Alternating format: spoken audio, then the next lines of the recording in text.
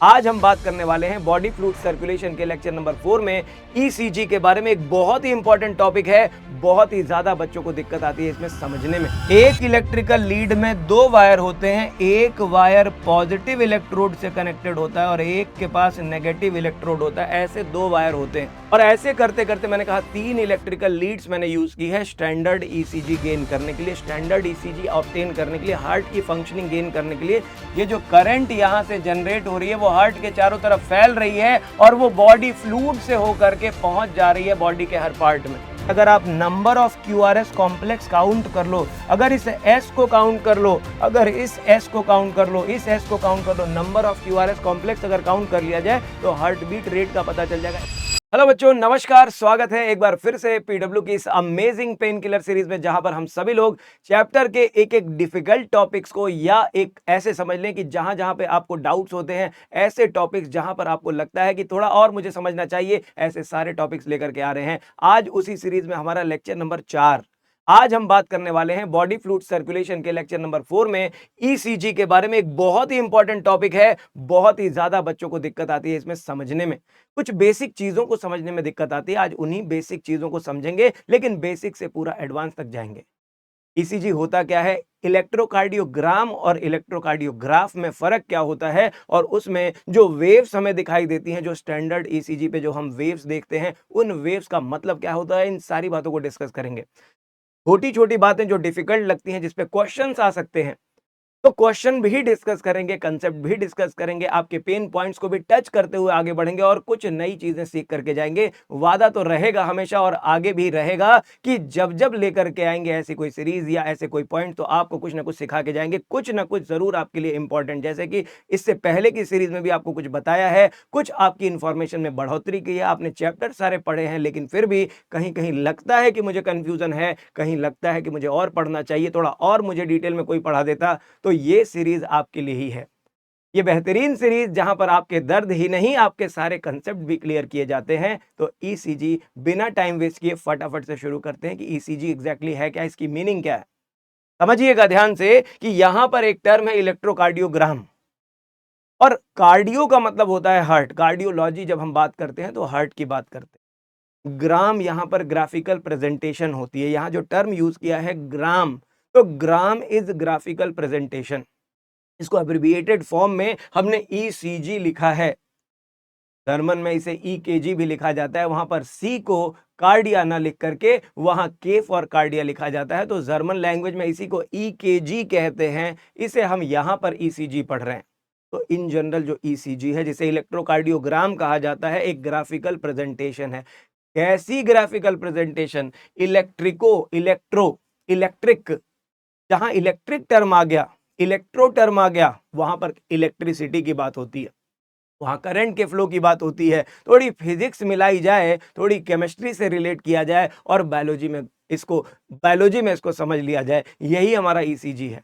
तो सबसे पहले इस टर्म का बेसिक मतलब समझें कि ईसीजी जो हम टर्म यूज कर रहे हैं वो है क्या।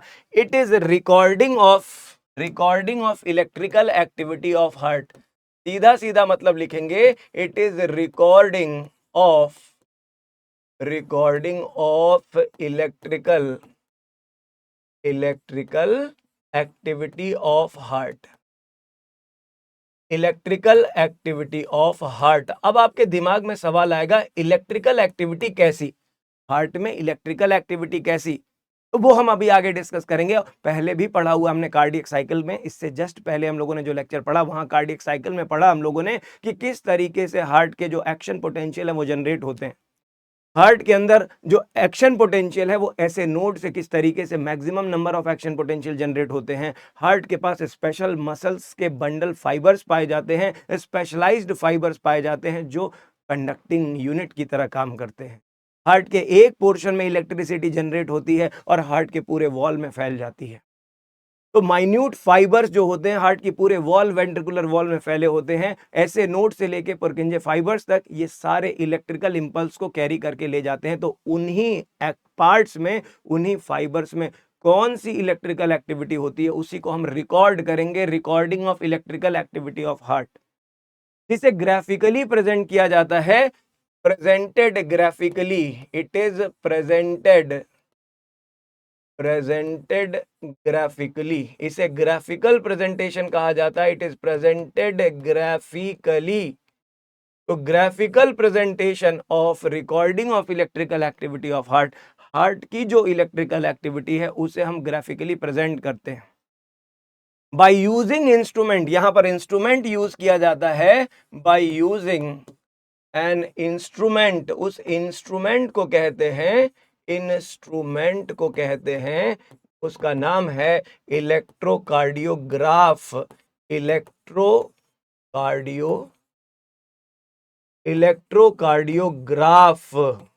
तो जब हम टर्म यूज करते हैं इलेक्ट्रोकार्डियोग्राफ, तो ग्राफ वो मशीन है, ग्राफ वो डिवाइस है, ग्राफ वो इंस्ट्रूमेंट जो हमने बनाया है हार्ट की इलेक्ट्रिकल एक्टिविटी को समझने के लिए।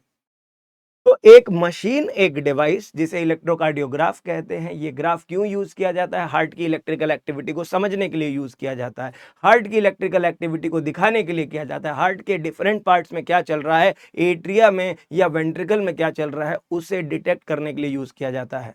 ज्यादातर लोग ये समझते हैं कि इसका इस्तेमाल केवल बीमारों के लिए किया जाता है। ज्यादातर लोग ये समझते हैं कि हार्ट की एक्टिविटी को केवल बीमार इंसान में रिकॉर्ड किया जाता है, जबकि ऐसा नहीं है। याद रखेंगे, ईसीजी का इस्तेमाल हार्ट की इलेक्ट्रिकल एक्टिविटी को डिटेक्ट करने के लिए किया जाता है, चाहे वो नॉर्मल एक्टिविटी हो। याद रखेंगे, पर्पस क्या है ईसीजी का? The purpose behind, purpose ECG को परफॉर्म करने का पर्पस होता है, एक, to detect normal activity of heart, normal heart functioning को, नॉर्मल हार्ट फंक्शनिंग को, नॉर्मल हार्ट एक्टिविटी को डिटेक्ट करने के लिए किया जाता है, एक नंबर। और दूसरा number, if there is any abnormality, abnormality, abnormality या abnormal functioning of heart, abnormal functioning of heart. अब ये अबनॉर्मल फंक्शनिंग कैसी हो सकती है? ये अबनॉर्मल फंक्शनिंग रिलेटेड हो सकती है हार्ट की मसल से, वीकनेस से बात हो सकती है, किसी डिजीज या किसी डिफेक्ट का रिलेटेड हो सकता है, किसी डिजीज या कोई डिसऑर्डर, कोई डिफेक्ट हो सकता है। या फिर अगर हम बात करते हैं, यहां पर हम बात करते हैं, ऐसे लिख लो आप, ऐसे लिख लो कि जहां पर हम myocardial infarction, damage to the heart muscle, damage to the heart muscle की जब हम बात करते हैं, पुअर ऑक्सीजन सप्लाई की बात करते हैं, पुअर O2 सप्लाई की जब हम बात करते हैं, तो हार्ट की इसी फंक्शनिंग को डिटेक्ट करने के लिए कि कोई नॉर्मल एक्टिविटी हो रही है, हार्ट के नॉर्मल फंक्शन को डिटेक्ट किया जाए, या फिर हार्ट में कोई अबनॉर्मलिटी है उसे भी डिटेक्ट किया जाए। इसे कंपेयर किया जाता है नॉर्मल स्टैंडर्ड ईसीजी को, किसी हेल्दी इंसान के ईसीजी को किसी दूसरे इंसान से कंपेयर किया जाता है, और जब कंपेयर किया जाता है तो उसमें किसी भी टाइप की अबनॉर्मलिटी अगर होती है तो उसे डिटेक्ट कर लिया जाता है। तो डैमेज हो, कोई डिफेक्ट हो, कोई डिसऑर्डर हो, कोई डिजीज हो, किसी पैथोजन का इन्फेक्शन हो, हार्ट के मसल में कोई फंक्शन प्रॉपर्ली नहीं हो रहा है, इन सारी बातों को डिस्कस करने के लिए, इस सारी बात को बताने के लिए हम ईसीजी करते हैं। तो ईसीजी के पीछे पर्पस नॉर्मल फंक्शनिंग को समझना भी है, नॉर्मल हार्ट फंक्शनिंग को समझना भी है, और अगर कोई अब नॉर्मेलिटी हो रही है, कोई अब नॉर्मल फंक्शन हो रहा है, तो उसे भी डिटेक्ट करना होता है। ईसीजी का मतलब केवल बीमारी नहीं होता, ध्यान रखिएगा। तो ईसीजी, जिसे ईकेजी भी कहा जाता है, जिसे इलेक्ट्रोकार्डियोग्राम कहते हैं, कंफ्यूज मत होइएगा, एनसीईआरटी में दो अलग अलग जगह कहीं ईसीजी को इलेक्ट्रोकार्डियोग्राफ भी लिख दिया है, कहीं इलेक्ट्रोकार्डियोग्राफ को भी ईसीजी लिख दिया है, कहीं इलेक्ट्रोकार्डियोग्राम को भी ईसीजी लिख दिया है। लेकिन अगर एग्जाम में आएगा तो आपको ईसीजी केवल इलेक्ट्रोकार्डियोग्राम को करना होगा। और ये जो इलेक्ट्रोकार्डियोग्राम है, एक ग्राफिकल प्रेजेंटेशन होती है जिस डिवाइस से की जाती है, उस डिवाइस का नाम होता है इलेक्ट्रोकार्डियोग्राफ। ये बहुत सी बेसिक सी बातें हैं। अब सवाल पैदा होता है, सवाल उठता है, कैसी इलेक्ट्रिकल एक्टिविटी, कैसे उसे डिटेक्ट किया जाता है?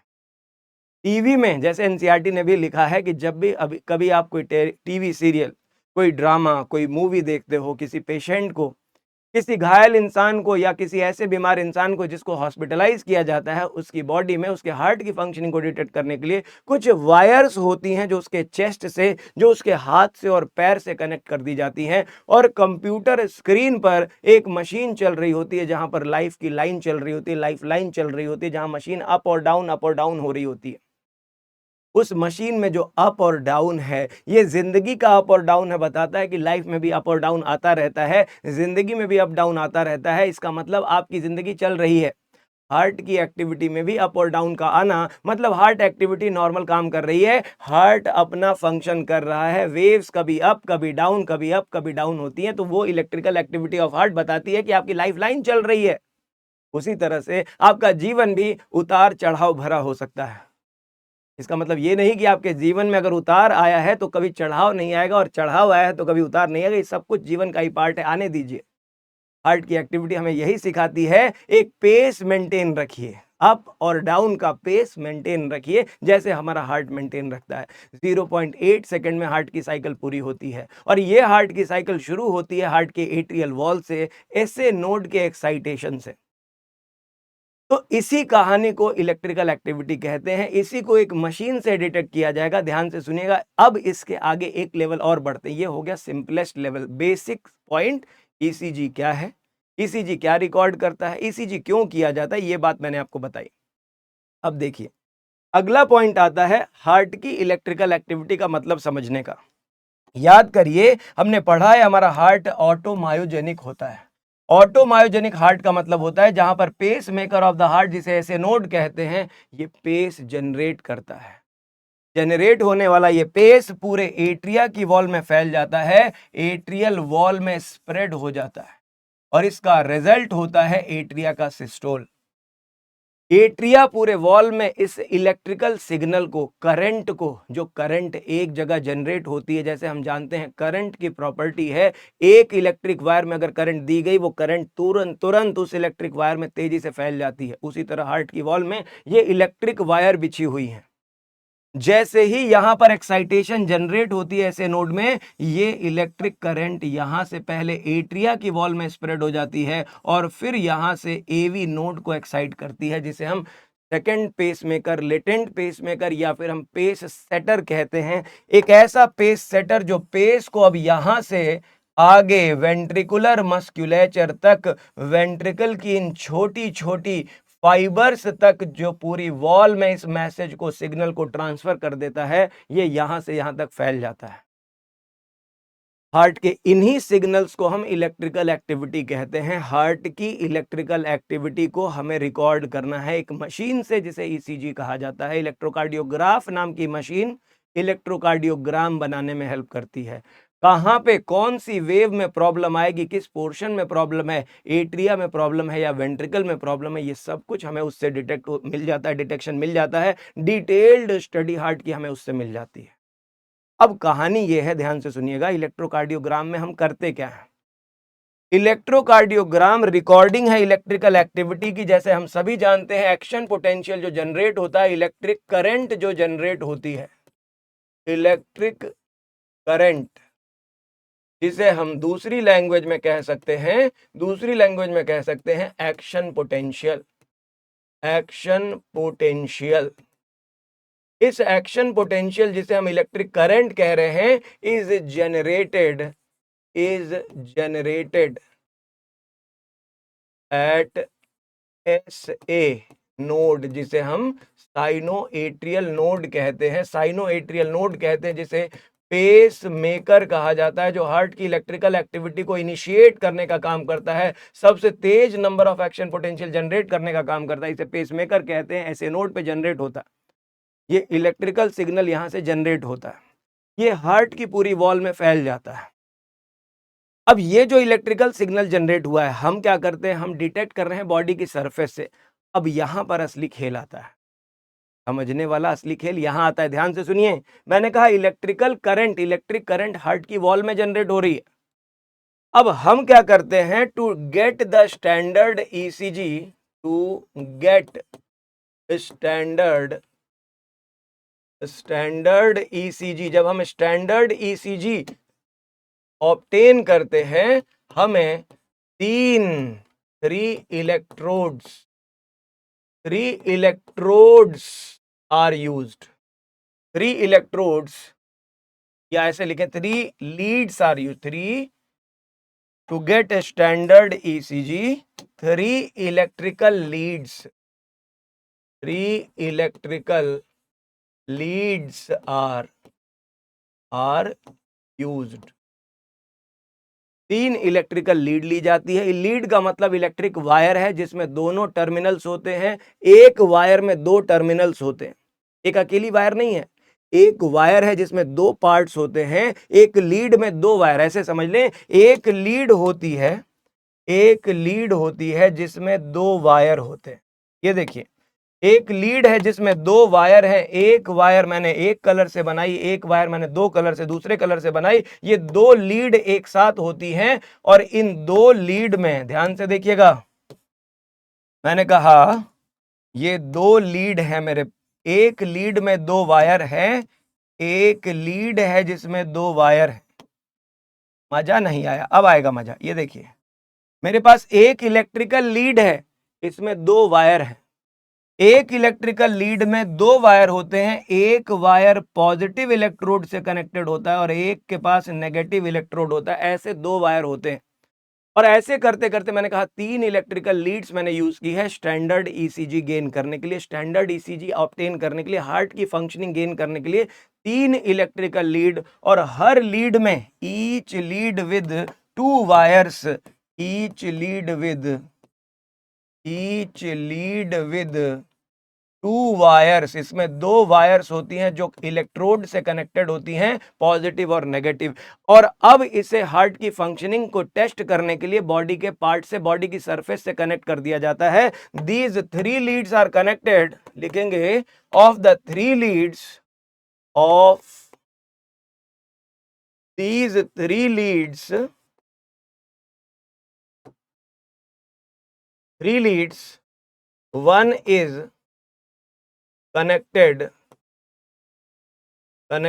to each wrist, each wrist हमारे रिस्ट से कनेक्ट कर दी जाती है, दोनों राइट और लेफ्ट से रिस्ट से कनेक्ट कर दी जाती है। वन जो होती है, एक राइट से कनेक्ट कर दी जाती है, राइट रिस्ट से, और एक लेफ्ट रिस्ट से कनेक्ट कर दी जाती है। और जो थर्ड वन होती है, एंड द अदर वन, जो थर्ड वन होती है, one is connected to left ankle से कनेक्ट कर दी जाती है।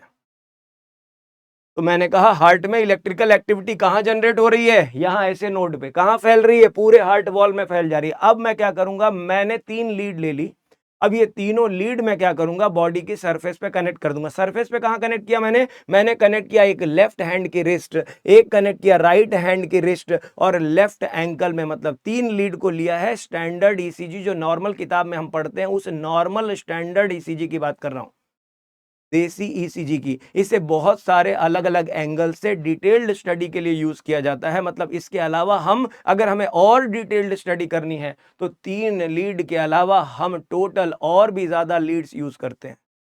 तो आप चाहो तो इस पॉइंट को ऐड कर सकते हो, for more detailed study, for more detailed study के लिए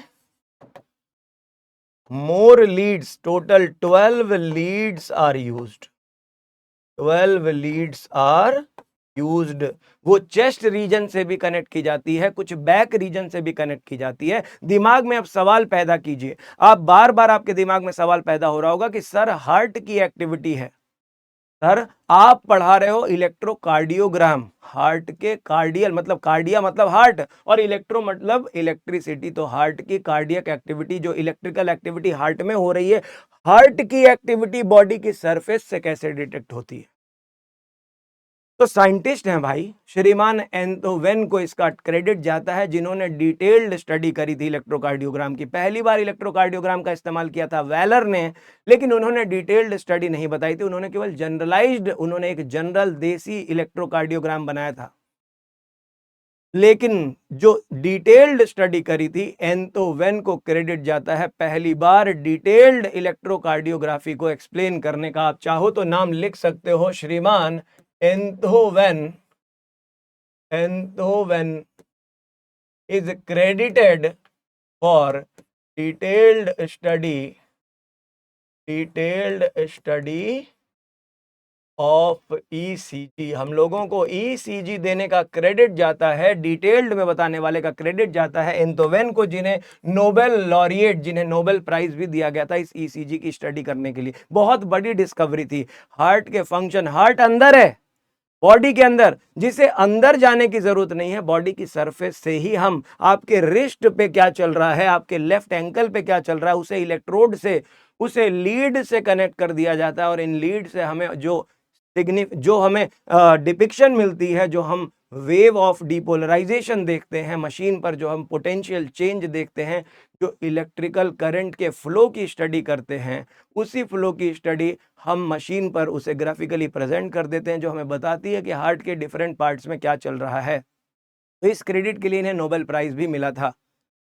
तो मैंने क्या कहा, मैंने कहा जो एक्टिविटी हार्ट में है वो स्किन पर कैसे, बॉडी सरफेस से कैसे डिटेक्ट की जाती है। तो ध्यान से सुनिएगा, अगला पेज आपको समझाएगा बहुत देसी स्टाइल। ये देखिए, ये है हमारा हार्ट, ये है हमारा हार्ट, ये है हार्ट। हार्ट में भरा हुआ है ब्लड, हार्ट में ब्लड भरा हुआ है। अब ये जो ब्लड होता है ये पूरे बॉडी में जा रहा है। आप देखो, आपके लेग्स में भी जा रहा है, ये ब्लड लेग्स में भी जा रहा है, और ये ब्लड आपके हैंड में भी जा रहा है। हार्ट से पंप होने वाला ब्लड पूरे बॉडी में सर्कुलेट हो रहा है। ये ब्लड जो हार्ट में है, ये ब्लड पूरे बॉडी में सर्कुलेट हो रहा है, ये ब्लड पूरे बॉडी में जा रहा है। और अब आइए दूसरे पॉइंट पर, ये सारा का सारा ब्लड फ्लूइड ही तो है। ब्लड में, blood is fluid, connective tissue, और ब्लड में वाटर है। और जैसा कि आप सभी जानते हो, फ्लूइड हो या water, it is a kind of, it is a type of conducting tissue, conducting fluid. Electricity के गुड कंडक्टर्स कहे जाते हैं। जब पानी में पानी के अंदर इलेक्ट्रिक करंट डालोगे तो पानी में करंट लग जाता है। पानी के अंदर करंट डालोगे, कोई बिजली का तार डालोगे, तो वहां पे करंट महसूस होता है। वही करंट यहां पे आप देखो हार्ट में जनरेट हो रहा है। हार्ट की वॉल में जो करंट जनरेट होता है, ऐसे नोड से लेकर के परकिंजे फाइबर तक, जब हार्ट के अंदर इलेक्ट्रिकल एक्टिविटी होगी तो हार्ट की ये इलेक्ट्रिकल एक्टिविटी इस ब्लड के थ्रू, इस फ्लूइड के थ्रू पूरे बॉडी में चली जाती है, पूरे बॉडी के हर पार्ट में चली जाती है। और जहां पे ये सप्लाई जा रही है, जहां जहां ये सप्लाई ब्लड को लेकर के हार्ट से जा रही है, इलेक्ट्रिकल करंट भी हार्ट से निकल करके बॉडी के डिफरेंट पार्ट्स में चली जा रही है, चाहे वो हाथ हो चाहे वो पैर हो। मतलब एक्टिविटी हार्ट में हो रही है, लेकिन करंट पूरे बॉडी में फैल रही है, जिसे हम बाहर से डिटेक्ट नहीं कर पा रहे हैं। बाहर से हम केवल साउंड स्टेथोस्कोप से सुन पा रहे थे, लेकिन अब हमने क्या किया, एक ऐसी डिवाइस बना ली जो हमारे रिस्ट से यहां कनेक्ट कर दी जाती है, रिस्ट से यहां, राइट और लेफ्ट रिस्ट से कनेक्ट कर दी जाती है, और यहां पर लेफ्ट एंकल से कनेक्ट कर दी जाती है। और 3 लीड्स के जो वायर्स होते हैं उनको एक पोटेंशियोमीटर या गैल्वेनोमीटर से कनेक्ट कर दिया जाता है। इसी को हम ईसीजी कहते हैं। इसी डिवाइस को हम इलेक्ट्रोकार्डियोग्राफ कहते हैं। इसी डिवाइस का नाम है मेरे बच्चे, इसी डिवाइस का नाम है मेरे बच्चे इलेक्ट्रोकार्डियोग्राफ। इसी को कहते हैं इलेक्ट्रोकार्डियोग्राफ। ये डिवाइस, ये मशीन है इलेक्ट्रोकार्डियोग्राफ, जिसका नाम है, जो एक गैल्वेनोमीटर की तरह काम करती है। तो ध्यान से लिखेंगे एक पॉइंट कि our body fluid, our body fluid, बहुत आसान हो जाने वाला है आपको, ये बिल्कुल क्लियर हो जाएगा। जो जो डाउट थे आपके मन में, वो सारे मन के डाउट, मन के भेद मिट जाएंगे। पहली चीज, इलेक्ट्रोकार्डियोग्राफ और ग्राम में फर्क, ईसीजी क्या होता है वो आपको बता दिया। दूसरा, इलेक्ट्रिकल एक्टिविटी हार्ट की है तो वो बॉडी सरफेस से कैसे डिटेक्ट होती है वो बता दिया। और प्रिंसिपल क्या है इस इलेक्ट्रोकार्डियोग्राम का वो मैं आपको बता रहा हूं, ध्यान से सुनिएगा। Our body fluid is a conductor of electric current, conductor of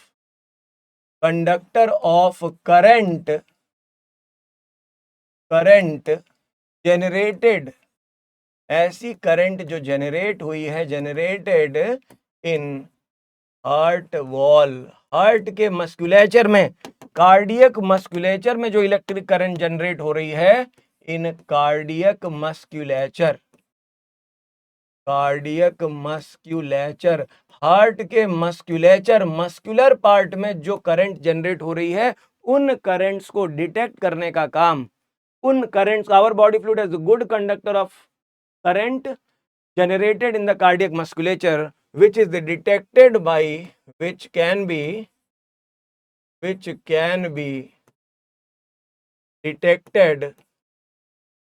detected from body surface, from body surface।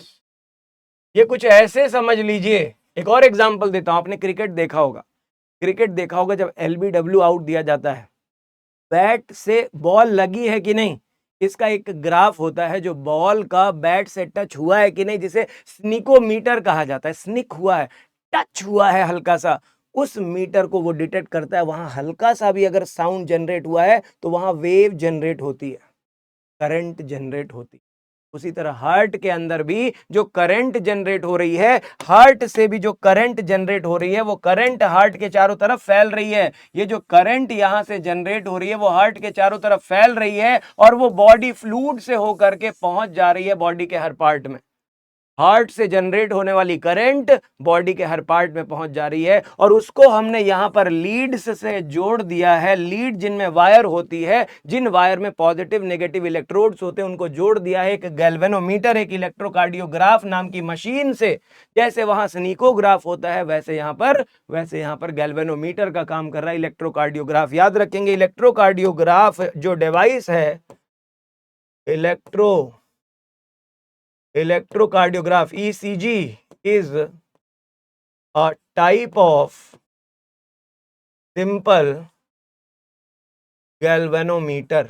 इसे हम गैल्वेनोमीटर कहते हैं या फिर इसे सिंपल पोटेंशियोमीटर कहते हैं, पोटेंशियोमीटर कहते हैं, जो हार्ट में होने वाले चेंजेस को डिटेक्ट करता है। हार्ट में जो पोटेंशियल चेंजेस हो रहे हैं, जो करंट फ्लो कर रही है, ये उसको डिटेक्ट करता है। एट्रियल वॉल में एक्साइटेशन हुई है या वेंट्रिकुलर वॉल में, ये उसे डिटेक्ट करता है। और ये प्रेजेंटेशन हमें मिलती है जिसमें अलग अलग टाइप की वेव्स आपको दिखाई दे रही हैं। इस प्रेजेंटेशन को हम कहते हैं, दिस प्रेजेंटेशन इज कॉल्ड, लिखेंगे दिस प्रेजेंटेशन जो हमारे सामने है is called this presentation, this presentation is called electrocardiogram. इसे कहते हैं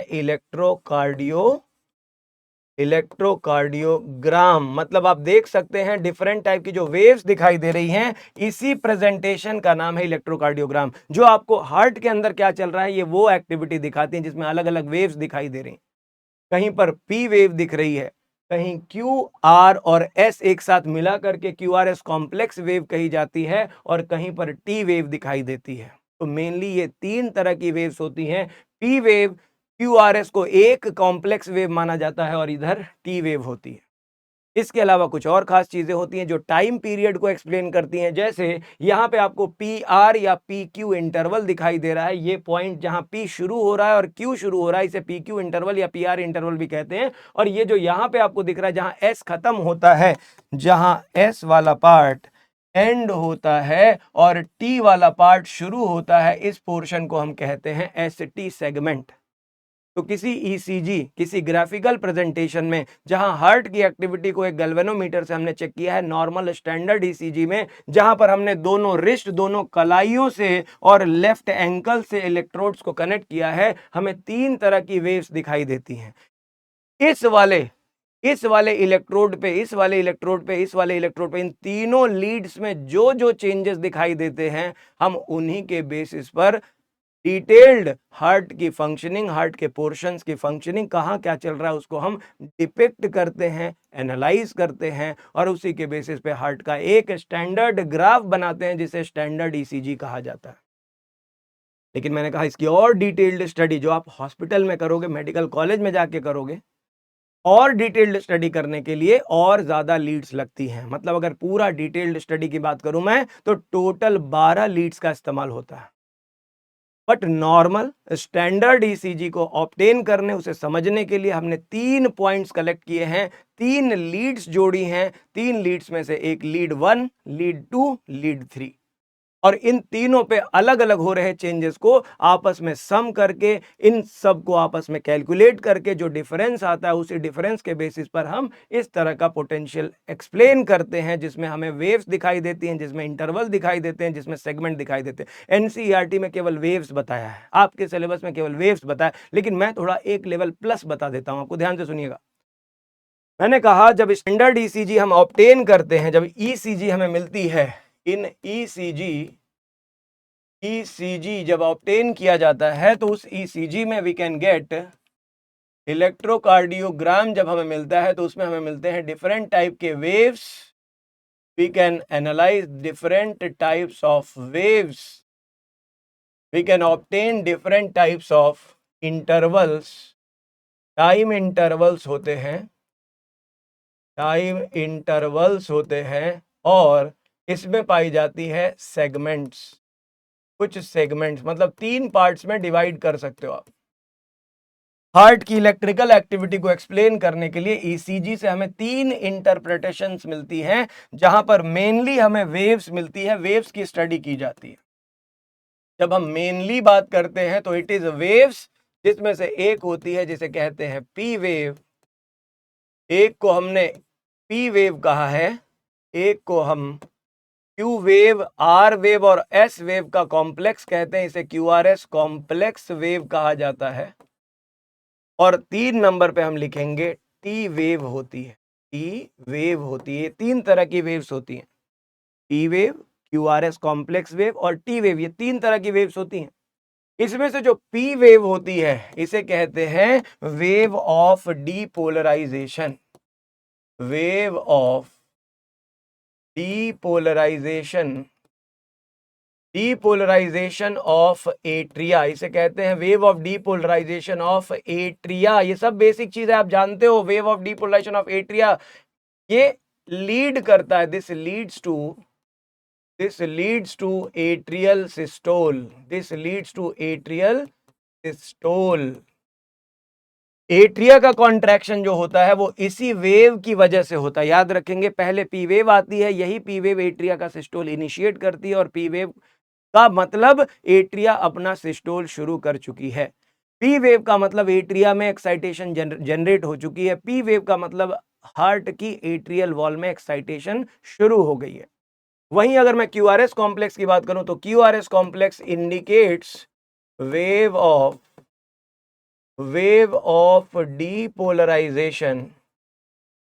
डीपोलराइजेशन ऑफ वेंट्रिकल्स, ये बताता है wave of depolarization of ventricles. जैसे एट्रिया की एक्साइटेशन की बात करी, यहां पर wave of depolarization of ventricles आ जाता है, और wave of depolarization of ventricle leads to ventricular systole, ये बताता है वेंट्रिकुलर सिस्टोल को।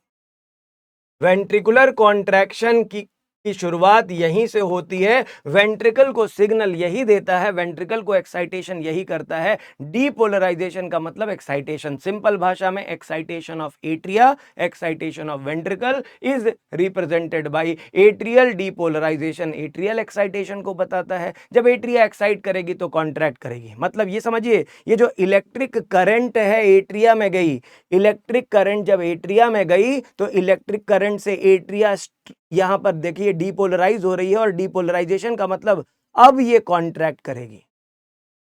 डीपोलराइजेशन का मतलब एक्साइटेशन, एक्साइटेशन ये तड़पने लगती है और फिर उसी की वजह से ये कॉन्ट्रैक्ट करती है। तो ज्यादातर लोग ये समझते हैं डीपोलराइजेशन मतलब कॉन्ट्रैक्शन होता है, नहीं होता। Depolarization is the cause of contraction.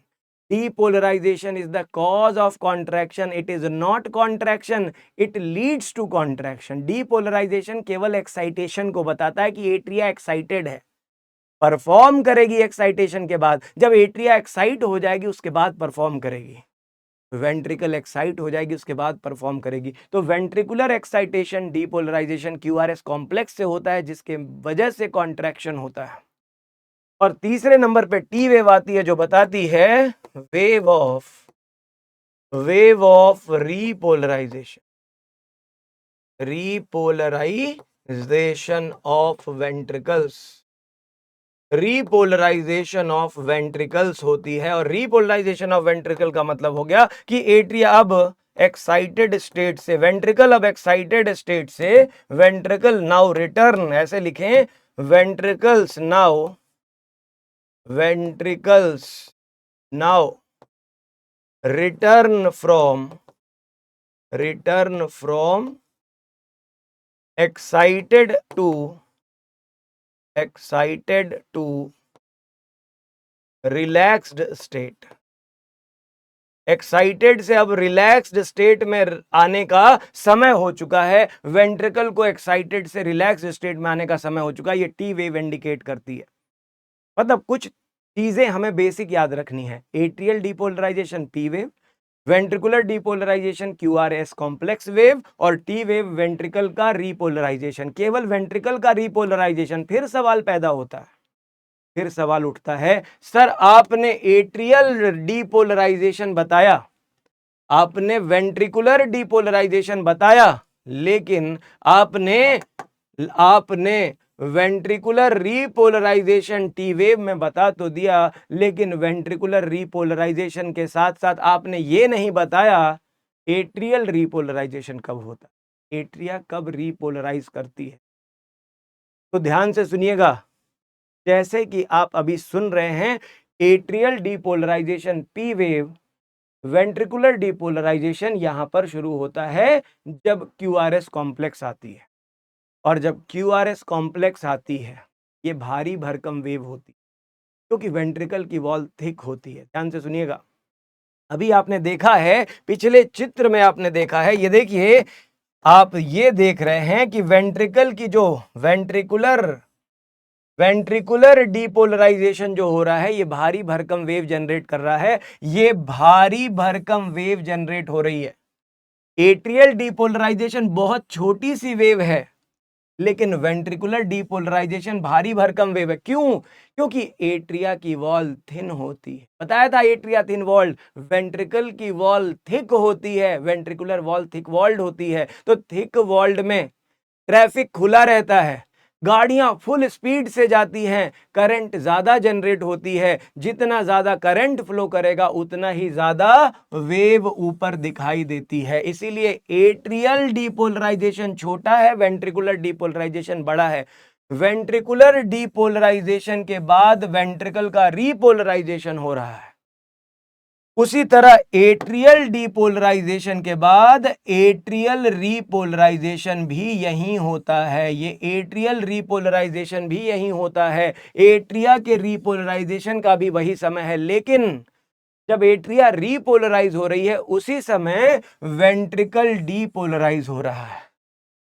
तो हमारे साइंटिस्ट ने किसको चुना? उसको चुना जो भारी भरकम वेव है, जो मजबूत वेव है। मतलब हम जब डिटेक्ट करते हैं हार्ट की एक्टिविटी को, तो वेंट्रिकुलर सिस्टोल जब हो रहा है, वेंट्रिकुलर डिपोलराइजेशन की शुरुआत जब हुई है, उस वेव ने एट्रिया के रिपोलराइजेशन को दबा दिया। मतलब हम लोग जब वेंट्रिकुलर डिपोलराइजेशन स्टडी कर रहे होते हैं, at the same time atria का रिपोलराइजेशन होता है, जो कि इस पिक्चर में दिखाई नहीं देता। सुपर इम्पोजिशन हो गया है, ओवरलैपिंग हो गई, एक ही टाइम पे दो इवेंट हो रही है। साइंटिस्ट ने किसको वैल्यू दी? वेंट्रिकल की एक्टिविटी, क्योंकि वेंट्रिकल पूरे बॉडी को ब्लड भेजेगा, इसलिए वेंट्रिकुलर एक्टिविटी जो थिक मसल्स के द्वारा होती है, जो ऐसी होती है जिसकी वेव भारी भरकम होती है, ऊंचाई तक छूती है, इस हाई इंटेंसिटी वाली वेव्स को जिसने एट्रियल रिपोलराइजेशन को दबा दिया, इसी वजह से हमें एट्रियल डिपोलराइजेशन यहां पे नहीं दिखता, एट्रियल रिपोलराइजेशन नहीं दिखता। आप इसको देखेंगे, आप देखिए, इस पॉइंट को लिख सकते हैं, एट्रियल लिखेंगे, atrial repolarization, repolarisation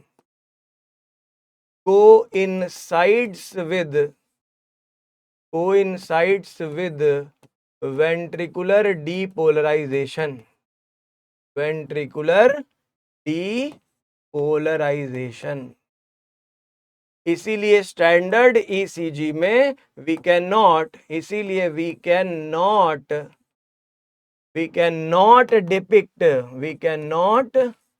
depict depict in standard ECG, in standard ECG हम लोग एट्रियल रिपोलराइजेशन को डिपिक्ट नहीं करते। भले कहानी।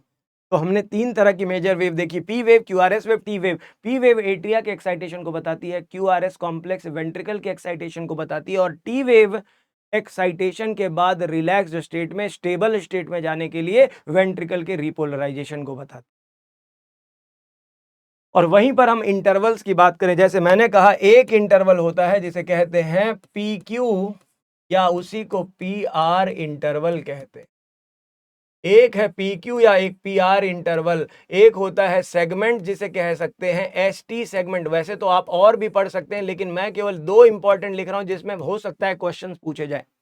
क्या है ये टाइम पीरियड होता है, टाइम गैप होता है, टाइमिंग की स्टडी है। कौन वेव कितना टाइम ले रही है, एक वेव से दूसरे वेव में पहुंचने में कितना टाइम लग रहा है। तो आप देखेंगे सबसे पहले जो यहां लिखा है, जिसे हम पीक्यू या पीआर इंटरवल कह रहे हैं, it is the time period, the time interval from the beginning of शुरुआत में, beginning of atrial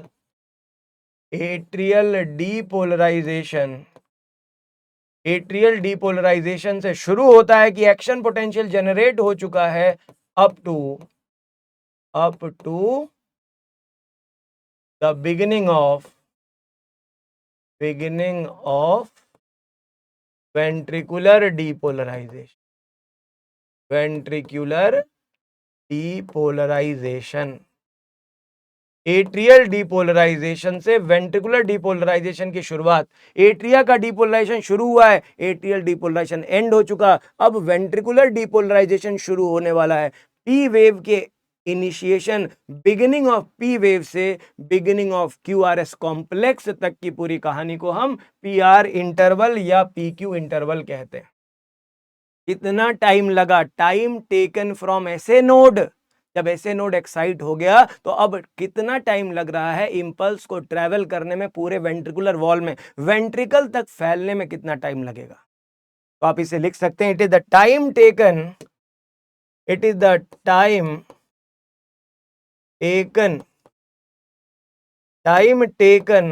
for impulse to travel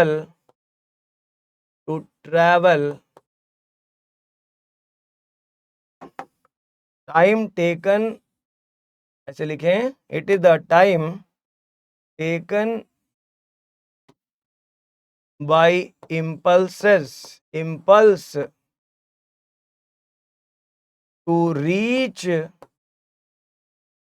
in entire ventricular wall में इस इंपल्स के पहुंचने तक का टाइम है वाया एवी नोड से होता हुआ पूरे वेंट्रिकल की वॉल में जो स्प्रेड होती है इंपल्स, उस टाइम पीरियड को हम कहते हैं पीआर या पीक्यू इंटरवल। जनरली ये 0.12 से लेकर के 0.20 तक का टाइम पीरियड होता है सेकंड में। 0.12 टू 0.20 सेकंड तक का टाइम लगता है। तो ये कहानी आप याद रखेंगे, पीआर इंटरवल की कहानी है ये पीआर इंटरवल क्या है, पी से लेकर के क्यू तक का टाइम है। एट्रियल एक्साइटेशन से लेकर के वेंट्रिकुलर एक्साइटेशन के बीच का टाइम है। Time taken by impulse to travel from atria to the entire ventricular wall via AV node से होकर के जाने तक। और वहीं पर एसटी सेगमेंट की बात करते हैं तो ये वो टाइम सेगमेंट होता है, the time frame, the time period, the time between end of ventricular depolarization. जब एस वेव एंड होती है, एंड ऑफ एस वेव, जब एस वेव खत्म होती है, end beginning of its repolarization. Repolarization की शुरुआत, वेंट्रिकल के रीपोलराइजेशन की शुरुआत है, वेंट्रिकल का डीपोलराइजेशन एंड हुआ है। एस जहां खत्म हुई है, टी जहां शुरू हुई है। बिगिनिंग ऑफ टी वेव का जो स्टार्ट होता है, टी वेव की जो बिगिनिंग होती है, वहां तक का टाइम पीरियड उसे एसटी सेगमेंट कहते हैं। ये 2 पॉइंट आप याद रख सकते हैं। Additional PQ and PR NCERT से बाहर है, बट आपके लिए काम की चीज है, इंपॉर्टेंट है। अगर क्वेश्चन आ सकता है, अगर एक्स्ट्रा क्वेश्चन आएगा तो यहां से पूछा जा सकता है, इस पार्ट से पूछा जा सकता है। इंटरवल और सेगमेंट में अगर क्वेश्चन पूछा जाएगा तो इसके बारे में पूछा जा सकता है। इंटरवल से अगर क्वेश्चन आएगा तो यहां से आ सकता है, इंटरवल एंड सेगमेंट का क्वेश्चन आ सकता है। बाकी ये 3 तो आपको याद करना ही करना है। बहुत देसी चीज एनसीईआरटी में जो दी है वो केवल यही 3 है, इसी को आप याद कर सकते हैं। कुछ इंटरप्रिटेशन आप यहां से देख सकते हैं, ये चीज आपको थोड़ा और समझा देगी, थोड़ा और बेसिक चीजें, एक्स्ट्रा चीजें और भी आप समझ पाएंगे। ये देखिए, यहां पर आपका ऐसे नोड है, यहां पर आपका एवी नोड है, ये पूरे एट्रिया की वॉल में स्प्रेड हो रहा है, और अब यहां से लेकर के ये पूरे वेंट्रिकल में फैल जाता है, वेंट्रिकुलर मस्कुलेचर में चला जाता है, और वेव्स जनरेट होती है। यहां पर पी वेव जनरेट होती है, यहां Q R S complex wave generate होती है, और ये टी वेव जनरेट होती है। एक इंसान, ये पेशेंट लेटा हुआ है, इसके चेस्ट पर कुछ लीड्स लगी हुई हैं, इलेक्ट्रिकल लीड्स लगी हुई हैं, इसके रिस्ट में इलेक्ट्रिकल लीड लगी हुई है, इसके एंकल में इलेक्ट्रिकल लीड लगी है। ये देखिए, ये डिटेल्ड ईसीजी की स्टडी के लिए इसे एक मशीन से कनेक्ट कर दिया गया। पुराने जमाने में ये ग्राफ पेपर पर प्रिंट निकाला जाता था, आज के जमाने पे एक कंप्यूटर स्क्रीन पर निकाला जाता है। एक वेल डिफाइंड, एक बहुत बढ़िया बेहतरीन मशीन बनाई जा चुकी है, जिस कंप्यूटर मशीन में हम इसको डिपिक्ट करते हैं। तो ईसीजी की कहानी कुछ आप पढ़ सकते हैं सिंपल तरीके से, जो मैंने यहाँ पे लिख दिया। आप रीडिंग करने के लिए है कि electrocardiogram graphical presentation of the electrical activity of heart during the cardiac cycle. जब हार्ट की साइकिल चल रही होती है, उस टाइम पर जो भी इलेक्ट्रिकल एक्टिविटी हार्ट में होती है, उसको डिटेक्ट करने के लिए हम इलेक्ट्रोकार्डियोग्राफ नाम की मशीन का इस्तेमाल करते हैं। ये वो डिवाइस है, वो इंस्ट्रूमेंट है जो इसे रिकॉर्ड करता है। यहाँ पे आप देख सकते हैं, ये पी वेव है, ये क्यू आर एस वेव बहुत ही खतरनाक शार्प है और ऊंची है। इसके बाद आती है टी वेव। इसमें मैंने इंटरवल्स और आपको मैंने बताया, ये स्टैंडर्ड ईसीजी एनसीईआरटी वाला डायग्राम है। स्टैंडर्ड ईसीजी में पी वेव, क्यूआरएस कॉम्प्लेक्स और टी वेव है। ये डीपोलराइजेशन ऑफ एट्रिया है, ये डीपोलराइजेशन ऑफ वेंट्रिकल, और ये रीपोलराइजेशन ऑफ वेंट्रिकल है। रीपोलराइजेशन ऑफ एट्रिया नहीं दिख रहा, क्योंकि रीपोलराइजेशन ऑफ एट्रिया तभी हो रहा है जब वेंट्रिकुलर डीपोलराइजेशन होता है, इसलिए हम उसे नहीं देख पा रहे हैं। आगे की कहानी वही सब कुछ है जैसे कि लिखा, to get standard ECG patient को 3 इलेक्ट्रिकल लीड से कनेक्ट कर दिया गया है, जिसमें से 2 जो होती है वो रिस्ट से कनेक्ट होती है, और एक को लेफ्ट एंकल से कनेक्ट कर दिया जाता है। इवेल्युएशन के लिए और भी ज्यादा लीड्स यूज करते हैं, मैंने कहा 12 होती हैं, जिनमें हमने alphabet P Q R S T नाम लिया है। इनका नाम है P wave, Q R S complex wave और टी वेव, और इसी के बेस पर हम इसको एक्सप्लेन करते हैं। पी वेव रिप्रेजेंट करती है electrical excitation, depolarization of atria. Depolarization का मतलब अगर आप नहीं जानते हैं तो डीपोलराइजेशन यहां से समझ सकते हैं कि पी वेव या कोई भी वेव हो, डीपोलराइजेशन एट्रिया का हो या वेंट्रिकल का हो। जैसे मान लो मैंने कहा ये है एट्रिया, जैसे मान लीजिए ये है एट्रियल वॉल, इसको हमने कहा कि ये एट्रियल पोर्शन, अभी केवल एट्रिया को देखते हैं। इस एट्रिया में एक्साइटेशन जनरेट हुआ, यहां से एक्साइटेशन जनरेट हुआ, ये एक्साइटेशन पूरे एट्रिया में स्प्रेड कर जाएगा, ये एक्साइटेशन पूरे एट्रिया में स्प्रेड कर जाएगा, क्योंकि हार्ट की मसल सारी एक दूसरे से कनेक्टेड है।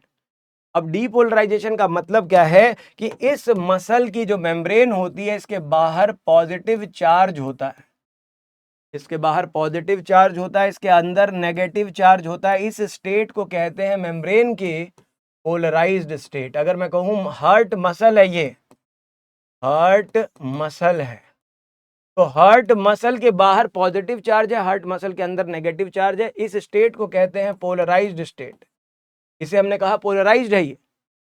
जैसे ही कोई इंपल्स जनरेट हुई, जब इंपल्स जनरेट होती है तो वही हार्ट की मसल में जो बाहर का चार्ज है पॉजिटिव, वो पॉजिटिव रिवर्स हो जाता है, ये पॉजिटिव चार्ज अंदर की तरफ आ जाता है। जैसे ही कोई सिग्नल, जैसे ही कोई स्टिम्युलस जनरेट होती है, हार्ट की वॉल में स्टिम्युलस का मतलब होता है कि ऐसे नोड एक्साइट हो चुकी है, ब्लड के प्रेशर की वजह से स्टिमुलस जनरेट हो चुका है, हार्ट की वॉल एक्साइट हो चुकी है, और एक्साइटेशन का मतलब बाहर का जो पॉजिटिव आयन है वो अंदर की तरफ आ जाता है, बाहर का पॉजिटिव चार्ज अंदर की तरफ आ जाता है, और ये मेम्ब्रेन बाहर से नेगेटिव हो जाती है, अंदर से पॉजिटिव हो जाती है। इसी रिवर्सल ऑफ चार्ज को हम लोग डीपोलराइजेशन कहते हैं, इसी को कहते हैं डीपोलराइजेशन। तो अगर आपके दिमाग में कंफ्यूजन थी कि डीपोलराइजेशन क्या होता है, डीपोलराइजेशन का मतलब यही है, normal muscle, relaxed muscle, resting muscle, बाहर पॉजिटिव अंदर नेगेटिव, जैसे ही सिग्नल आया मसल एक्साइट हो गई, उत्तेजित हो गई, और इसकी वॉल में ये पूरा का पूरा सिग्नल, ये पूरा एट्रियल वॉल में ये पूरा सिग्नल स्प्रेड हो जाता है। ऐसे नोड में जो सिग्नल जनरेट हुआ वो पूरे हार्ट मसल, जो सारी की सारी इंटरकनेक्टेड होती हैं, इंटरकलेटेड डिस्क पाई जाती हैं, वो सारा का सारा मैसेज एक दूसरे में स्प्रेड हो जाता है, एक्साइटेशन सब जगह पहुंच जाती है। इसी को रिप्रेजेंट करती है पी वेव। इसी एट्रियल एक्साइटेशन को रिप्रेजेंट करता है पी वेव। यही कहानी जब एट्रिया में होगी तो इसे पी वेव रिप्रेजेंट करेगी, इसे कहते हैं पी वेव। एट्रियल एक्साइटेशन को बताती है, और जब यही इंपल्स एट्रिया से होते हुए वेंट्रिकल के मस्कुलेचर में पहुंच जाती है, फैल जाती है, तो जब वेंट्रिकुलर एक्साइटेशन होती है तो इसी एक्साइटेशन को हम कहते हैं क्यूआरएस कॉम्प्लेक्स। तो मैंने आपको बताया डीपोलराइजेशन का मतलब क्या होता है, पी वेव, और क्यूआरएस वेव्स का मतलब क्या होता है, ये बात आप समझ गए। जब पी वेव जनरेट हो रही है इसका मतलब it will lead to, it is the cause of atrial systole. Atrial systole याद रखेंगे, पी वेव एट्रियल सिस्टोल नहीं है, P wave cause of atrial systole है। QRS complex is not a ventricular systole, it leads to ventricular systole। याद रखेंगे, QRS complex leads to ventricular systole, leads to ventricular systole, ventricular systole को ये cause करती है। तो ये कहानी यहां पर बताती है। इसके बाद अगर आप देखो एनसीईआरटी की वही लाइन की क्यूआरएस कॉम्प्लेक्स क्या होता है। क्यूआरएस कॉम्प्लेक्स मैंने बताया डीपोलराइजेशन ऑफ वेंट्रिकल होता है। वेंट्रिकुलर कॉन्ट्रैक्शन जो होता है, जैसे ही क्यू वेव एंड होने वाली होती है, जैसे ही क्यू वेव जनरेट हो जाती है उसके तुरंत बाद या आर वेव के आने तक जनरेट होता है। तो Q से R के बीच का टाइम है वेंट्रिकुलर सिस्टोल शुरू होने का, जो जब T वेव एंड होती है तब जाकर के सिस्टोल एंड होता है। ये बात आपको ध्यान रखनी पड़ेगी, इस बात को भी यहां पर लिखा गया है, जरा देखिएगा। T wave which represent the return of ventricle from excited to normal state, end of T wave, जब T वेव एंड होती है तो एंड ऑफ सिस्टोल होता है। वेंट्रिकल के सिस्टोल का एंड तभी होता है जब टी वेव एंड करती है। मतलब इस बात को फिर से एक बार देख लीजिए, इस ग्राफिकल प्रेजेंटेशन को एक बार समझने की कोशिश कीजिए। इस ग्राफिकल प्रेजेंटेशन में हार्ट की एक्टिविटी को रिलेट करने की कोशिश कीजिए। ध्यान से सुनिएगा। मैंने कहा पी वेव एक छोटा सा स्मॉल अपवर्ड, ऐसे छोटा सा एक वेव जनरेट होता, उसके तुरंत बाद Q wave, RS complex wave, और फिर आती है एक बड़ी सी गुंबद जैसी टी वेव। तो टी वेव आपको बड़ी सी दिखाई दे रही है, छोटी सी नहीं है, मजाक नहीं है। टी वेव बड़ी वेव है। पी वेव के कंपेयर में भी ये एक बड़ी वेव कही जाती है। टी वेव तो छोटी सी वेव होती है, ये है टी वेव। तो P wave, QRS wave, T wave, यही कहानी है। ध्यान से देखिए, यहां पर अगर कोई आपसे पूछे कि एट्रियल सिस्टोल कहां से कहां तक है, तो ये देखिए, ये वो टाइम है जब एट्रिया सिस्टोल में रहती है, ये वो टाइम है जब पी वेव आया, ये है पी वेव, ये पूरा टाइम है एट्रियल सिस्टोल का। यहां देखिए, ये है क्यूआरएस कॉम्प्लेक्स, ये पूरा टाइम है वेंट्रिकुलर सिस्टोल यहां से शुरू होकर के यहां तक खत्म होता है। ध्यान से देखिए, इन बातों को समझिए। मैंने आपसे क्या कहा, मैंने कहा ये है पी वेव, मैंने कहा ये है क्यू, ये है आर, ये है एस वेव, और ये है टी वेव। लेकिन एक और बात मैंने कही, मैंने कहा पी वेव का मतलब एट्रियल सिस्टोल नहीं होता। एट्रियल सिस्टोल कहां होता है? पी वेव के बाद होता है, पी वेव के बाद होता है एट्रियल सिस्टोल, इसे कहते हैं एट्रियल सिस्टोल। बहुत सारे लोग कंफ्यूज रहते हैं, पी वेव ही एट्रियल सिस्टोल है, नहीं है। पी वेव एट्रियल सिस्टोल नहीं, P wave cause of atrial systole. इधर एट्रियल सिस्टोल पूरा हुआ, वेंट्रिकुलर सिस्टोल शुरू हो चुका है। वेंट्रिकुलर सिस्टोल क्यू वेव के तुरंत बाद जनरेट होता है, मतलब यहां से आप मान सकते हैं वेंट्रिकुलर सिस्टोल जनरेट हुआ, और ये टी वेव के एंड तक चलता रहता है, और इसी समय हार्ट साउंड भी सुनाई दे सकता है। अगर चाहो तो आप इसको भी मेरी कहानी से यहां पे ऐड कर सकते हो, मेरी कलम से आप लिख सकते हो कि ये जो पॉइंट होता है, ये जो टाइम पीरियड है एट्रियल सिस्टोल के बाद वाला टाइम, जब ये Q R S wave generate हो रही है, क्यू आर एस वेव जब जनरेट हो रही है उस टाइम पर, और जब टी वेव एंड हो रही है, तो इसी टाइम पर हमें हार्ट के साउंड्स भी सुनाई देते हैं। फर्स्ट हार्ट साउंड, यही वो टाइम है जब फर्स्ट हार्ट साउंड सुना जाता है। फर्स्ट हार्ट साउंड, जिसे LUB कहा जाता है, लब कहा जाता है, इस लब की साउंड यही सुनाई देती है। और जो सेकंड हार्ट साउंड जो होता है, सेकंड हार्ट साउंड जो होता है, जिसे डब कहा जाता है, वो डब यहां पर सुनाई देता है। इस साउंड को आप यहां एंड ऑफ द सिस्टोल, जैसे कि मैंने कहा जब टी वेव एंड होती है, तो टी वेव का एंड होना is called and of ventricular systole. Ventricular systole अब एंड हो चुका है। वेंट्रिकल का सिस्टोल कब एंड होता है? टी वेव के एंड के बाद। वेंट्रिकुलर सिस्टोल की शुरुआत कब होती है? शॉर्टली आफ्टर क्यू, क्यू जहां खत्म होती है, वेंट्रिकुलर सिस्टोल क्यू के खत्म होने के बाद यहां से शुरू होती है, और ये पूरा टाइम वेंट्रिकुलर सिस्टोल चल रहा होता है, यहां से यहां तक। ये वेंट्रिकल का सिस्टोल है, याद रखेंगे, ये वेंट्रिकुलर सिस्टोल है।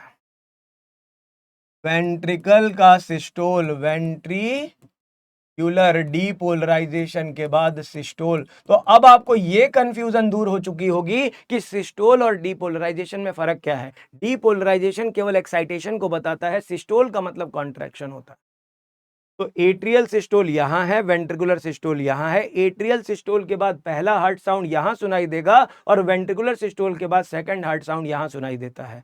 क्लोजर ऑफ एवी वाल्व यहां होगा, एट्रियल सिस्टोल के बाद क्लोजर ऑफ एवी वाल्व यहां होता है।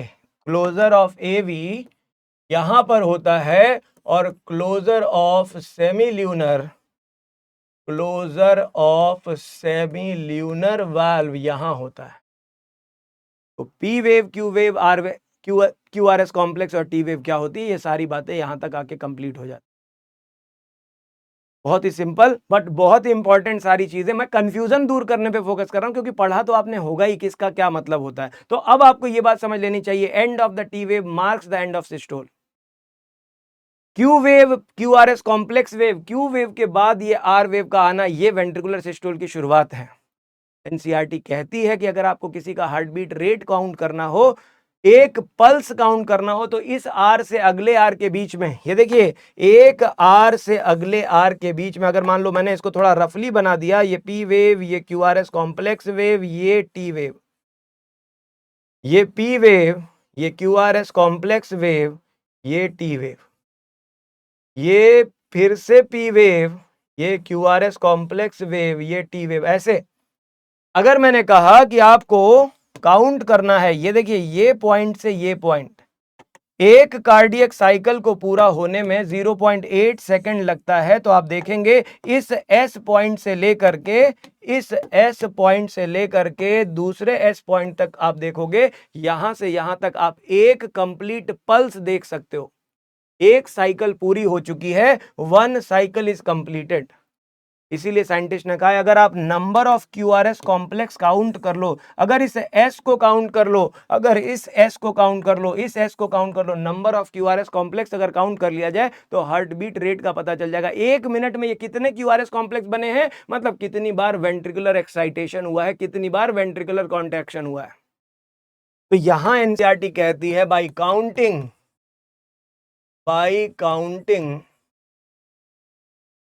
number of number of QRS complexes.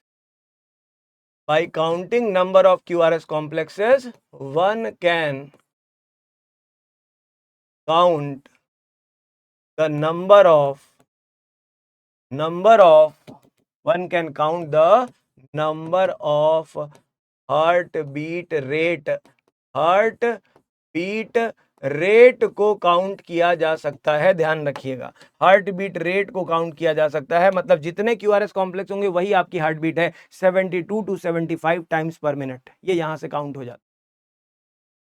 ये पॉइंट, सारे पॉइंट जो मैंने आपको बताए एक बार रिकॉल करिएगा, पूरी एनसीईआरटी इसमें इंक्लूडेड है और सारे कंसेप्ट इंक्लूडेड है। अब बचता है वो पॉइंट जो एनसीईआरटी ने नहीं दिया है लेकिन क्वेश्चन में पूछा जा सकता है। कुछ डिसऑर्डर्स को डिपिक्ट करने की कहानी है, कुछ डिसऑर्डर्स के बारे में बात करी गई है, एनसीईआरटी में नहीं दिया है बट आप उन डिसऑर्डर्स की डिपिक्शन कर सकते हैं। जैसे अगर मैं कहूं ईसीजी एंड डिसऑर्डर्स, अगर मैं डिसऑर्डर्स के केवल नाम लिख दूं, ध्यान से सुनिएगा, डिसऑर्डर्स के केवल नाम लिख दूं, जैसे अगर मैं कहूं enlarged P wave, enlarged P wave, अगर P wave का enlargement हो गया है, P wave नॉर्मल से बड़ी हो गई है, P wave बताती है एट्रियल डिपोलराइजेशन, और अगर P wave बड़ी हो गई है तो ये बताता है कि एट्रियल डिपोलराइजेशन में ज्यादा टाइम लग रहा है, इसका मतलब एट्रिया में डिफेक्ट है, एट्रियल डैमेज हो गया है। इसे कहते हैं enlarged P wave indicates inflammation of atria, inflammation of atria. याद रखिएगा, बहुत ही सिंपल है, मैच द कॉलम वाले क्वेश्चन आते हैं, आ सकते हैं। एट्रिया में दिक्कत है, यहां पर पी वेव में प्रॉब्लम आएगी, पी वेव बड़ी होगी, एनलार्ज होगी, बहुत छोटी सी वेव होती है, पी वेव नॉर्मली एक छोटी वेव होती है, लेकिन अगर ये एनलार्ज कर जा रही है, पी वेव नॉर्मल से बड़ी हो जा रही है, ज्यादा टाइम ले रही है, तो ये एनलार्ज पी वेव बताती है, एनलार्ज पी वेव बताती है कि यहां पे एट्रिया में कुछ दिक्कत है। वहीं पे अगर मैं कहूं एनलार्जमेंट हो गया है, एनलार्ज्ड क्यूआरएस कॉम्प्लेक्स, अगर क्यूआरएस कॉम्प्लेक्स में प्रॉब्लम है, इसका मतलब वेंट्रिकुलर वॉल में कुछ दिक्कत आ रही है, ये बता सकता है मायोकार्डियल डैमेज, हार्ट मसल का डैमेज हो सकता है, मायोकार्डियल इनफार्क्शन, जिसे हार्ट अटैक कहा जाता है, इनफार्क्शन हार्ट अटैक जिसे कहते हैं, damage to heart wall, damage to heart wall, heart wall जो वेंट्रिकुलर वॉल है वहां डैमेज हो गया है, हार्ट वॉल में किसी ना किसी टाइप का डैमेज है, जहां ऑक्सीजन सप्लाई की वजह से सेल की डेथ हो गई है, डेथ ऑफ हार्ट मसल, जिसे मायोकार्डियल इन्फार्क्शन कहते हैं, इसी को हार्ट अटैक भी कहा जाता है, हार्ट अटैक का इंडिकेटर होता है। अगर यही कहानी टी वेव से रिलेटेड हो, बहुत इंपॉर्टेंट क्वेश्चन है, आप ध्यान से सुनिएगा, अगर डिप्रेस्ड हो जाए, डिप्रेस्ड एसटी सेगमेंट हो, बहुत important question, depressed ST segment हो या फिर फ्लैट टी वेव हो, फ्लैट टी वेव, इन दोनों का मतलब एक ही निकालिएगा, बहुत इंपॉर्टेंट पॉइंट है। अगर टी वेव फ्लैट हो जाए, अगर टी वेव फ्लैट हो जाए या डिप्रेस्ड एसटी सेगमेंट, जैसे मान लीजिए ये है पी वेव, ये है क्यूआरएस कॉम्प्लेक्स वेव, और यहीं पर कहानी देखिए, मैंने कहा एसटी सेगमेंट में दिक्कत आई है, एसटी सेगमेंट डिप्रेस कर गया, नॉर्मल से एसटी सेगमेंट नीचे डिप्रेस हो रहा है, और जो नॉर्मल टी वेव थी वो ऊपर ना जा करके वो फ्लैटर होने लगी है, टी वेव फ्लैट होने लगी है। जो नॉर्मल टी वेव थी, वो नॉर्मल टी वेव पहले ऐसे हुआ करती थी, नॉर्मल टी वेव कुछ ऐसे हुआ करती थी, वो नीचे हो रही है, फ्लैट हो रही है, और जो एसटी सेगमेंट पहले ऐसे हुआ करता था, वो अभी डिप्रेस होता चला जा रहा है, वो जमीन में जमींदोज होता चला जा रहा है। देखिए, तो आप देख सकते हैं एसटी सेगमेंट डिप्रेस हो रहा है, टी वेव फ्लैट हो रही है, ये इंडिकेट करता है कि वेंट्रिकुलर वॉल के अंदर रीपोलराइजेशन में दिक्कत हो रही है, ऑक्सीजन की प्रॉपर सप्लाई नहीं पहुंच रही है, इसे लिखेंगे this indicates poor poor O2 supply, this indicates poor O2 supply in heart musculature, in heart wall, mainly ventricular wall, ventricular musculature, ventricular musculature या मसल्स में नहीं जा रही, इसे हम मायोकार्डियल इश्चीमिया कहते हैं। क्या कहते हैं? मायोकार्डियल, मायोकार्डियल इश्चीमिया कहते हैं। इश्चीमिया, अगर कोई आपसे पूछे इश्चीमिया क्या है तो आप बताओ कि हार्ट की वॉल में, हार्ट की मसल्स में ऑक्सीजन की सप्लाई जब बहुत पुअर हो जाती है, पुअर O2 सप्लाई को इंडिकेट करता है इश्चीमिया, जो फ्लैट टी वेव और एसटी सेगमेंट के डिप्रेशन से इंडिकेट होता है। एसटी का डिप्रेशन और टी वेव का फ्लैट होना ये बताता है कि कहीं ना कहीं यहाँ पर ऑक्सीजन की सप्लाई पुअर है। तो poor oxygen supply in heart muscles is indicated by these two, flat ST, flat T wave and ST segment का डिप्रेस होना। क्यूआरएस कॉम्प्लेक्स का जो नॉर्मल टाइम इंटरवल है, जो नॉर्मल साइज है, उससे अगर ये बड़ा हो जाए, ज्यादा टाइम लेने लगे, तो ये बताता है वेंट्रिकुलर वॉल में कोई डैमेज हुआ है, हार्ट अटैक हुआ है, वेंट्रिकुलर डैमेज को बताता है। और पी वेव में एनलार्जमेंट हुई है तो इसका मतलब ये इन्फ्लेमेशन ऑफ एट्रिया को बताता है। इसका मतलब हम हार्ट की नॉर्मल फंक्शनिंग को देखने के लिए ईसीजी करते हैं, किसी अबनॉर्मलिटी को डिटेक्ट करने के लिए ईसीजी करते हैं। ईसीजी एक गैल्वेनोमीटर की तरह काम करता है। ईसीजी हमें हार्ट की नॉर्मल फंक्शनिंग और किसी बीमारी को इंडिकेट करने में मदद करता है। ईसीजी में वेव्स जनरेट होती हैं जो इलेक्ट्रिकल एक्टिविटी ऑफ हार्ट का एक ग्राफिकल प्रेजेंटेशन है, जिसमें जो डिवाइस यूज की जाती है उसका नाम है इलेक्ट्रोकार्डियोग्राफ, और जो ग्राफ हमें मिलता है उसे इलेक्ट्रोकार्डियोग्राम कहते हैं। तो मैंने आपको एनसीईआरटी से रिलेटेड सारी बातें बताई। एनसीईआरटी में एक और पॉइंट दिया है कि जब आप मशीन पर किसी पेशेंट को लगाते हो, उसके साथ एक वेव चल रही होती, साउंड आता है, साउंड पिप पिप पिप पिप, एक साउंड आता है, लेकिन एक टाइम के बाद वो साउंड पूरी तरह पॉज हो जाता है, पी, जो बताता है हार्ट काम करना बंद कर दिया, कार्डियक अरेस्ट हो गया है। तो हार्ट में जब ये वेव्स जनरेट होना बंद हो जाएं, चलते चलते चलते सारी वेव्स बंद हो जाएं, हार्ट के अंदर कोई वेव जनरेट नहीं हो रही है, हार्ट के अंदर कोई पोटेंशियल जनरेट नहीं हो रहा, उसे कहते हैं कार्डियक अरेस्ट। जो साउंड आता है पिप पिप पिप पिप पी, वो क्या बताता है? वो बताता है there is no depolarization, there is no atrial ventricular depolarization, मतलब कार्डियक अरेस्ट, मतलब हार्ट की बीटिंग पूरी तरह से स्टॉप हो चुकी है, हार्ट के अंदर इलेक्ट्रिकल सिग्नल जनरेट होना पूरी तरह से बंद हो चुका है, उसे कहते हैं कार्डियक अरेस्ट।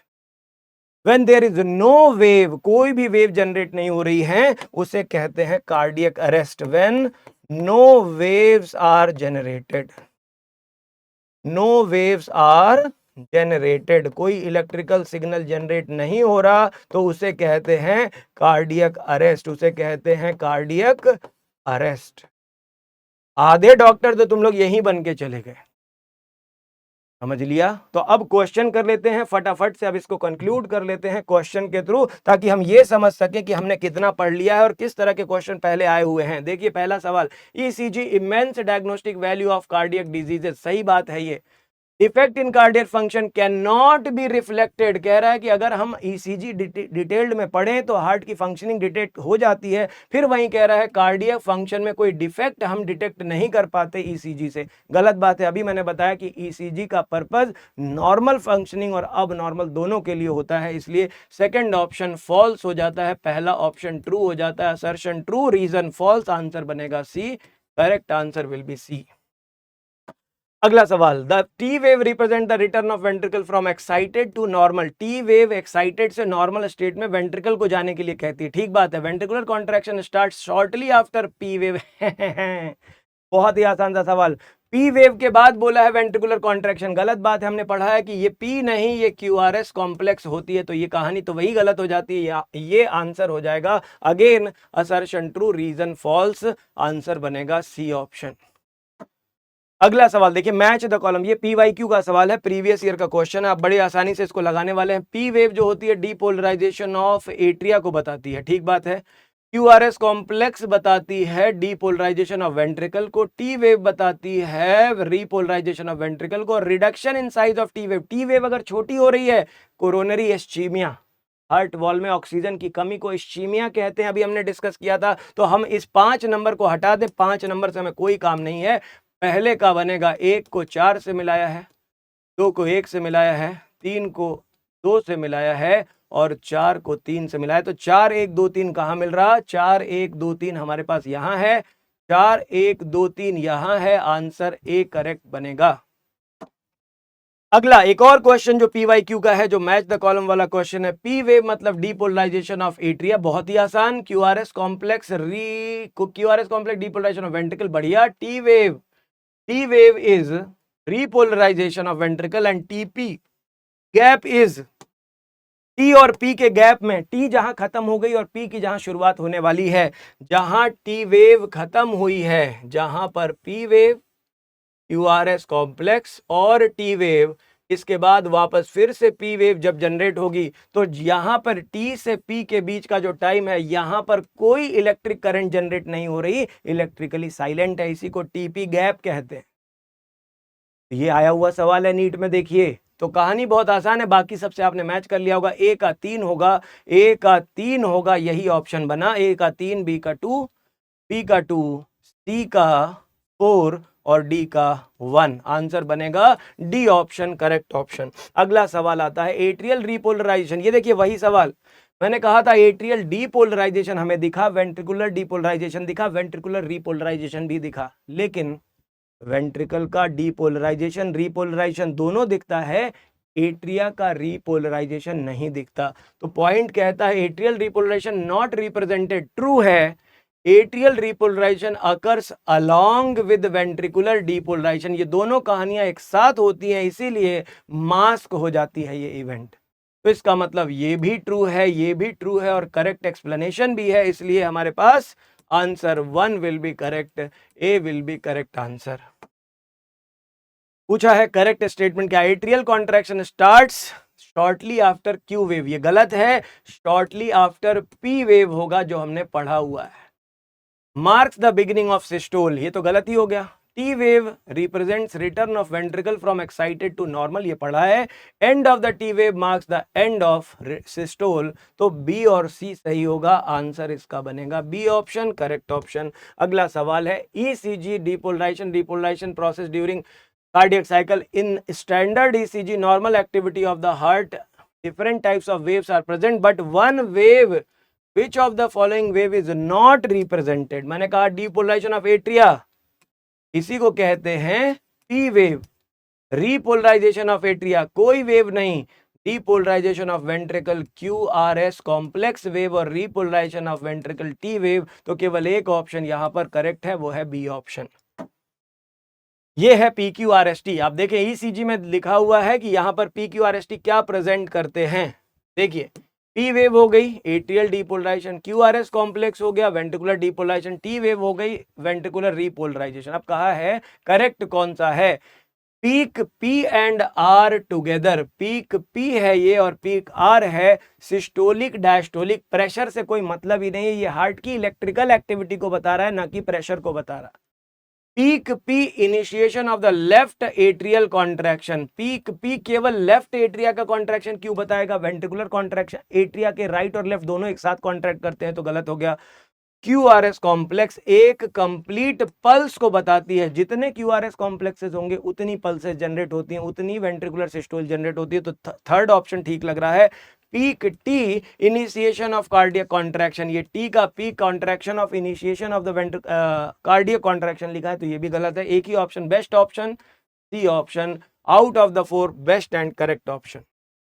लिखा है स्टैंडर्ड ECG अगर चाहिए तो आप मशीन में 3 इलेक्ट्रोड्स को किससे कनेक्ट करेंगे? लिखा है 1 to each wrist and to the left ankle, सही है। ईच एंकल नहीं होगा, मतलब केवल एक लेफ्ट एंकल से होता है, दोनों रिस्ट से होता है, तो पहला ही ऑप्शन सही बनेगा, A option. When heart muscles receive insufficient oxygen, जैसे कि मैंने आपको बताया coronary ischaemia, poor oxygen supply, poor O2 supply की बात करें तो उसको याद रखेंगे इश्कीमिया कहेंगे, उसी को हम इश्कीमिया कहते हैं। और इसमें आप देखेंगे पी वेव जो होती है, पी वेव से मतलब नहीं है, टी वेव होती है, जहां पर आप देखें डिप्रेस्ड ST सेगमेंट भी होता है और फ्लैट टी वेव भी होती है, जहां पर P wave normal, QRS complex normal, ST segment depress होने लगता है और टी वेव फ्लैट होने लगती है। टी वेव जो होती है वो फ्लैटर होने लगती है, टी वेव दबने लगती है। तो ये दोनों कंडीशन आपके लिए इंपॉर्टेंट है, याद रखिएगा। Both are related to poor oxygen supply. D option will be correct answer. ये क्वेश्चंस ऐसे हैं जो कुछ पहले आ चुके हैं एग्जाम में, नीट के या मेडिकल एंट्रेंस एग्जाम में पुराने सालों में से क्वेश्चन निकाले गए हैं। ऐसा मत समझिएगा कि आपके कोर्स में नहीं है, सिलेबस में नहीं है। आपकी जानकारी के लिए जो आज आपने पढ़ा है उसी से रिलेटेड ये सारे क्वेश्चंस। और उम्मीद है कि अब आपको ईसीजी में कोई कंफ्यूजन नहीं रह गई होगी। अब सारे क्वेश्चन कोई भी आ जाए, आप सारे क्वेश्चंस करेक्ट कर पाएंगे। आज के लिए बस इतना ही है। आप केवल रिवीजन कर लीजिएगा, एक बार एनसीईआरटी पढ़ लीजिएगा, एनसीईआरटी पढ़ लीजिएगा। पीवाईक्यू के मैंने सारे क्वेश्चन इंक्लूड कर लिए, इसलिए नोट्स केवल आप एक बार रिवाइज कर लेंगे, तब भी आपका काम चल जाएगा। आपके कोई भी क्वेश्चंस गलत नहीं होंगे। कोशिश करिएगा कि और कोई क्वेश्चन या टेस्ट पेपर में जो क्वेश्चंस आपने पहले गलत किए हैं उनको कोशिश करिएगा सॉल्व करने की। शायद आज के बाद वो क्वेश्चन आप गलत नहीं करोगे। तो इसी के साथ आज का डिस्कशन करते हैं समाप्त। हम लोगों ने कंप्लीट कर लिया है ईसीजी की सारी बात को, एक एक पॉइंट हमने डिस्कस कर लिया है। फिर भी आप ट्राई करेंगे क्वेश्चन लगाने की, कोई कंफ्यूजन होगी, कोई चीज ऐसी रह गई होगी जो आपको लगता है ये फिर से समझनी है, नहीं समझ आई है, तो आप उसे भेज दीजिएगा। मैं कुछ क्वेश्चन प्रैक्टिस शीट भी आपको भेज दूंगा, आप उसके थ्रू इसको कर लीजिएगा। Thank you so much, bye bye.